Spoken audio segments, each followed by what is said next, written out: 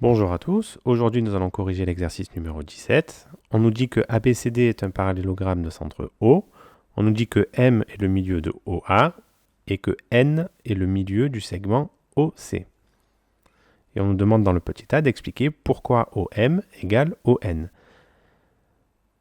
Donc la propriété d'un parallélogramme déjà c'est que ces diagonales se coupent en leur milieu, donc ce qui fait que CO est égal à OA.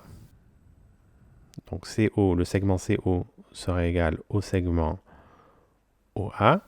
Et en sachant ça, forcément, si N est le milieu de CO et que M est le milieu de OA, comme les deux longueurs sont égales, eh bien on peut directement dire que OM égale ON.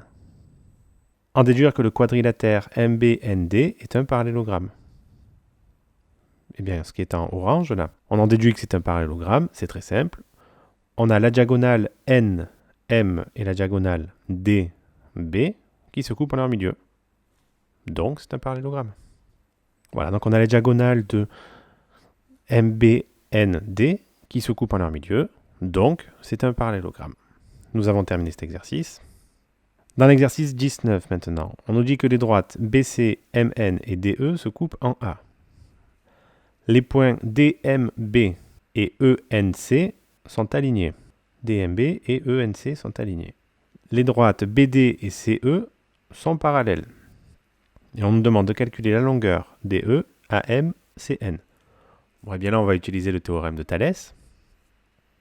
On calcule d'abord DE. Alors, qu'est-ce qu'il nous dit le théorème de Thalès? Il nous dit que AB sur AC sera égal à AD sur AE. Donc, on remplace par ce qu'on connaît. AB, c'est égal à 2,4. Sur AC, donc c'est 2,4 plus 3,6. Donc, ça nous donne 6. Qui sera égal à AD, c'est 2,6. Sur AE.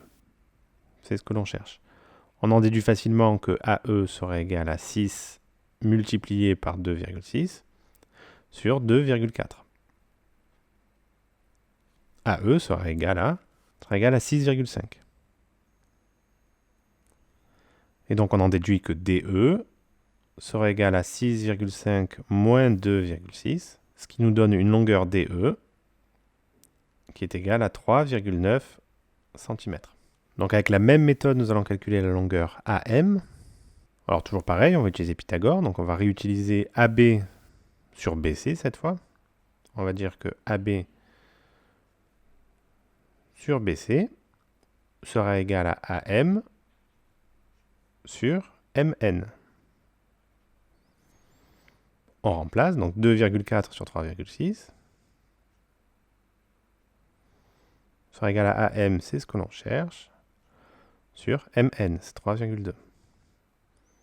Donc là c'est facile, c'est 2,4 multiplié par 3,2, le total divisé par 3,6, et ça ce sera égal à AM, qui sera lui-même égal à 2,13 environ.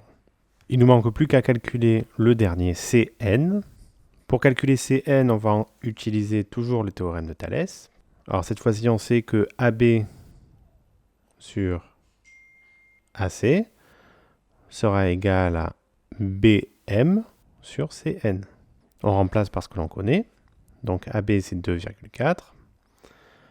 Sur AC, on sait que c'est 6. Sera égal à BM, c'est 1,2 sur CN. CN sera égal à 6 multiplié par 1,2 divisé par 2,4. Et CN sera donc égal à 3 cm. Enfin, on ne donne pas d'unité, donc CN c'est égal à 3. Voilà, cet exercice est terminé, nous pouvons passer au suivant. On nous dit que C est un cercle de centre A et de rayon 2 cm. M est un point de C et T la tangente en M au cercle C. N est un point de la droite T, donc de la tangente, tel que MN est égal à 3 cm. On nous demande de construire la figure et de calculer la longueur AN en centimètres. Donc voilà, donc ici nous avons un cercle de centre A, de rayon 2 cm. Ici on va choisir un point M, ça c'est notre cercle C. Et on nous dit que N est le point de la droite T, tel que MN sera égal à 3 cm. Donc ça veut dire qu'ici on va prendre 3 cm. et ça va me donner un point N. Donc la figure est construite. Et on nous demande de calculer la longueur AN. Donc AN, ça va être la longueur qui est ici. On nous demande d'arrondir au dixième. Alors comment est-ce qu'on fait pour calculer AN? Donc là, on est dans le cas d'un triangle rectangle, parce que la tangente à un cercle est perpendiculaire au rayon du cercle. Donc ici, on a 2 cm, là, on a 3 cm, et on trouve que AN sera égal à, donc à quoi? À la racine carrée de la somme des deux côtés au carré. Donc racine carrée de 2 au carré plus 3 au carré. Ça nous donne une longueur AN qui est environ égale à 3,6 cm. Voilà, cet exercice est terminé, on passe au suivant.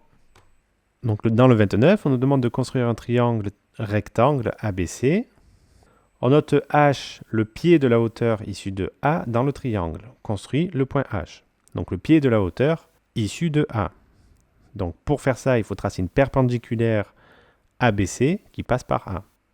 Donc une perpendiculaire ABC ici qui passe par A. Et ici, on a le point H. On dit que H est le projeté orthogonal. On nous dit que H est le projeté orthogonal de 3 points de la figure. Et on nous demande de préciser lesquels et sur quelle droite. Donc H est le projeté orthogonal donc du point A. Sur quelle droite? Sur la droite BC. Donc on va réécrire la même phrase avec une deuxième point. Donc ça sera le projeté orthogonal de quel point? Donc on a 3 points, hein, donc on va forcément utiliser les 3. De C. Sur quelle droite? Sur la droite AH. Et de la même manière, ça va être le projeté orthogonal du point B sur AH aussi. Une fois que vous avez fait ça, eh bien, l'exercice est terminé. On passe au suivant. On nous demande de réaliser cette figure-là et de construire le projeté orthogonal du point A sur chacune de ces droites. Donc ça, c'est très simple. Vous avez une droite D1 qui est environ comme ça. Vous avez un point A qui, lui, est ici. Pour construire la projetée orthogonale de A sur D1, il faut prendre votre équerre, la faire glisser ici, et construire la perpendiculaire AD1 qui passe par A. Donc celui-ci, on va l'appeler A', ou A1 plutôt. Vous avez une droite D2 qui doit être à peu près comme ça. Donc pour placer un point A2, eh bien, il faut prendre la perpendiculaire AD2 qui passe par A, et ça nous donne un point A2. Vous avez une droite D3 qui est environ comme ça, on ne change pas, on fait toujours la même chose. La perpendiculaire AD3 qui passe par A. Et ce point-là, on va le nommer A3. Voilà, donc là, vous avez les 3 projetés orthogonales sur les 3 droites différentes. Et vous avez terminé cet exercice.